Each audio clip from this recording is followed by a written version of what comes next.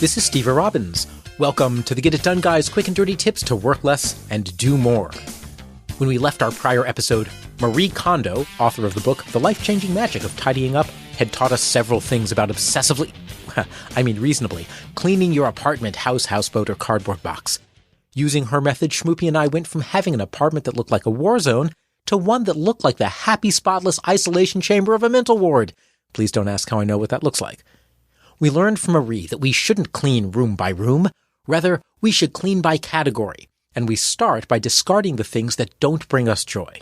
But that brings up the obvious question, how do we deal with the things we want to keep that don't bring us joy?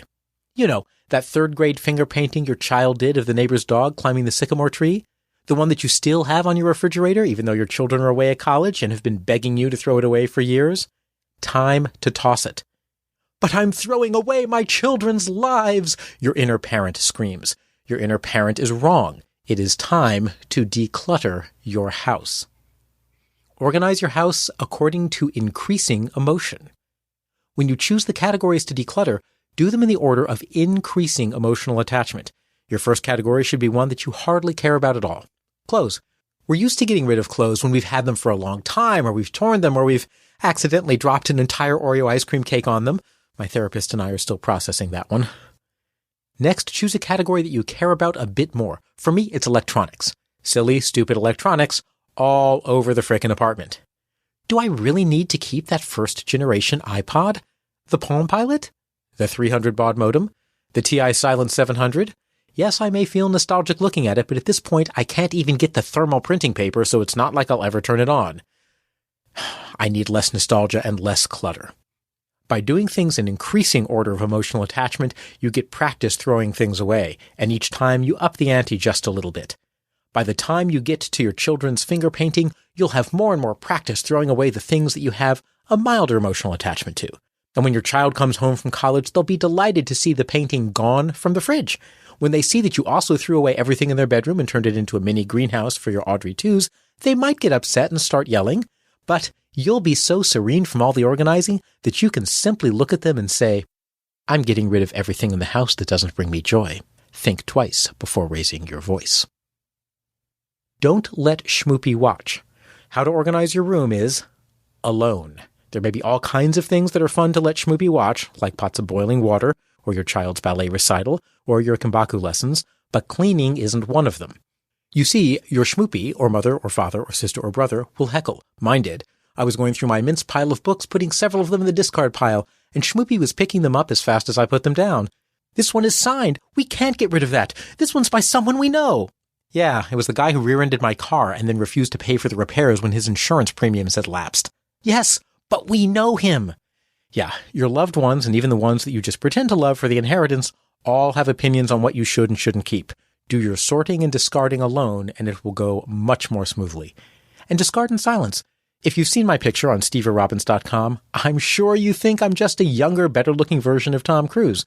And as much as I like to dance around the living room in my underwear, one of Marie Kondo's rules is to turn off the music and sort in silence.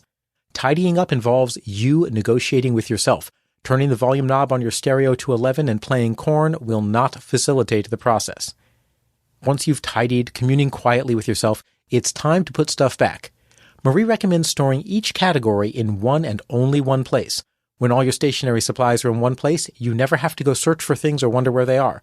They go with the other stationery supplies. Your spare electronics go with your other spare electronics. Your snozberries go with your other snozberries. It all becomes so easy to access and put back.